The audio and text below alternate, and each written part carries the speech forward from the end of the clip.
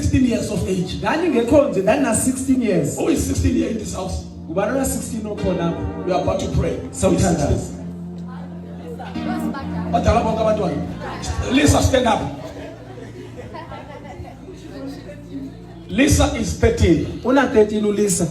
But I think by the height I was of that size or shorter. And very skinny.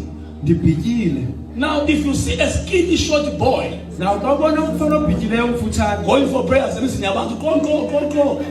Going around knocking. I'm here to pray. 10 o'clock tonight. Or sometimes I don't even knock, I sing. I